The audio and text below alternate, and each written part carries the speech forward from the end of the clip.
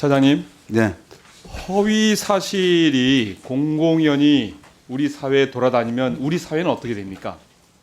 사회가 혼란스러워지죠. 예. 그래서 허위 사실이나 의도적으로 가짜 뉴스를 선포하는 행위에 대해서는 강력히 단속을 해야 되는 거죠. 네, 그렇습니다. 예. 통상적으로 고소고발을 통해서 저희들이 단속을 예. 하고 있고, 통상적으로는 고소고발을 통해서 이루어지는데 네, 민주주의의 근간은 언론은 풀어놓고 허위라든가 이런 사실들은 막아냄으로써 건전한 여론 형성을 도와서 체제가 안정되도록 하는 게 경찰 치안의 일의 하나이죠.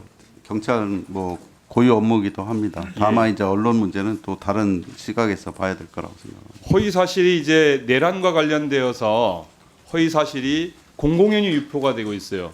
한번 PPT 봐주시기 바랍니다. 지난 1월 7일에 권성동 대표가 뭐라고 했냐면 공수처 짝퉁 영장 들고 집행지휘. 영장이 짝퉁입니까? 영장은 누누이 말씀드리듯이 재론이 여지없는 적법한 영장입니다. 예, 적법한 영장이죠. 이건 네. 분명한 가짜 뉴스죠. 아무리 한 당의 원내대표라 하더라도, 아무리 정치적 공세가 필요하더라도 이런 허위 사실을 유포하면 안 되는 거죠. 그것에 대해서 수사하셔야 되지 않겠습니까? 제가 이 국회에서 이루어지는 여러 가지 상황에 대해서는 제가 뭐 의견을 표명하는 것은 부적절하다고 생각합니다. 아니요. 이 사실에 대해서 앞서 영장은 적법하게 만들어진 것이라고 말씀하셨고, 그건 확실히 예 그렇습니다. 이 권성동 원내대표는 영장이 짝퉁이라고 얘기를 하고 있어요. 이건 허위 사실인 거죠. 이 허위 사실에 대해서는 분명한 책임적 조처가 필요하다, 이렇게 말씀을 드립니다. 다음, 윤상현 의원이 1월 3일에 뭐라고 얘기했냐면 공수처장 윤영장 발부 판사 법 위반해서 탄핵해야. 영장 발부한 판사가 법을 위반했습니까?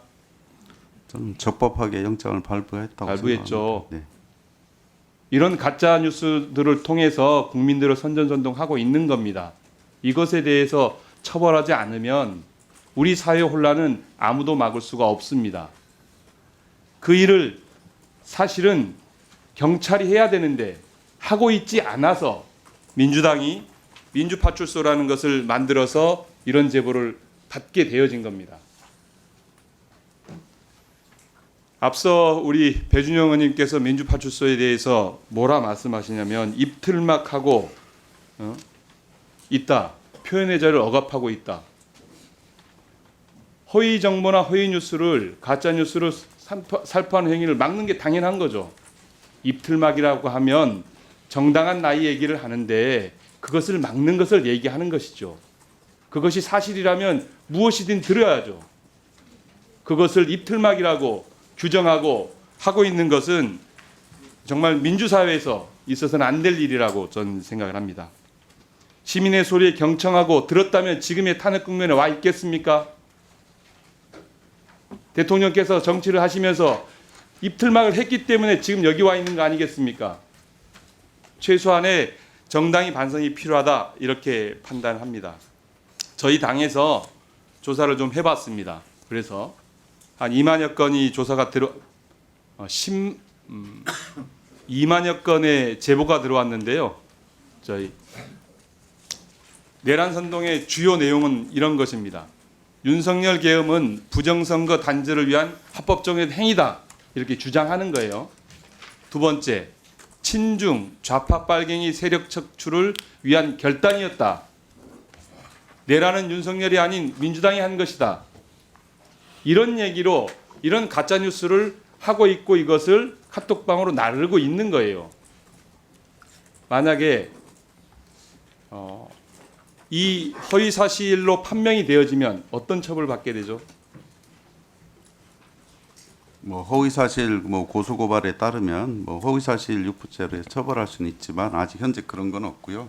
현재 그러한 내용 전체가 수사 중이기 때문에 수사 결과에 따라 사실관계가 명확해질 거라고 생각합니다. 업무방해 행위로 처벌할 수 있지요. 네, 업무방해 예. 상대성이 있어야 예. 되기 때문에 네 그렇습니다. 관련돼서 이 부분에 대해서 내란 선동에 대해서 경찰의 단호한 입장을 밝혀주시기 바랍니다. 밝혀주십시오. 저희들은 뭐 지금도 뭐 말씀드렸듯이 뭐 수사 국수본에서 적극적으로 법과 원칙에 따라 철저하게 수사를 하고 있습니다. 그 결과를 가짜뉴스- 보겠습니다. 예. 가짜 뉴스와 허위 사실에 관련되어서 경찰청에서는 그것에 대한 대책 기구를 만들어서 추진할 것을 주문드립니다. 국수본에서 검토하도록 하겠습니다. 경찰청 차원에서 검토를 하셔야죠. 저희들은 수사의 문제만이 아니라 수사 문제만이 아니라 전반적인 사회 치안을 위해서 필요하다 이렇게 말씀을 드립니다. 예, 하나 지금 한남동 그 상황이 무정부 상태다 이렇게들 얘기합니다. 공권력이 아무런 힘을 갖고 있지 못하다 이렇게 얘기하는데 그것에 대해서 동의하십니까? 그건 동의하지 않습니다.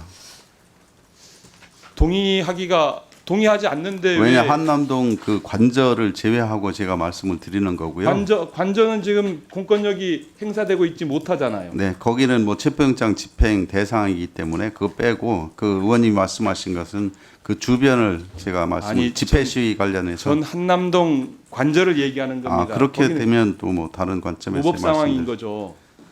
범죄자 윤석열이 자기를 따르는 세력들, 일당들을 데리고 국가공권정에 맞서서 지금 대항하고 있는 상황 아닙니까?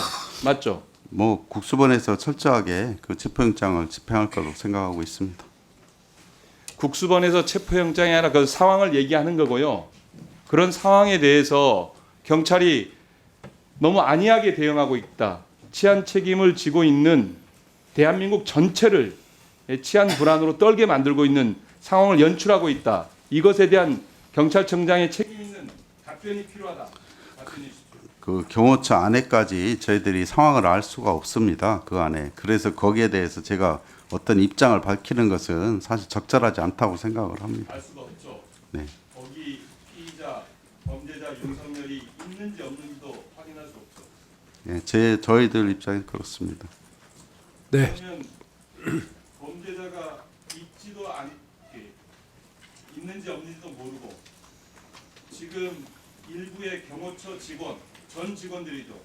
지금은 윤석열의 사람들이 범죄자를 은닉하고 있고 그리고 도피하고 있다는 혐의를 분명히 둘 수 있죠. 네, 아까 정리해 주시죠. 네. 아까 말씀드렸듯이 그 경호처 안의 상황은 제가 알 수가 없습니다.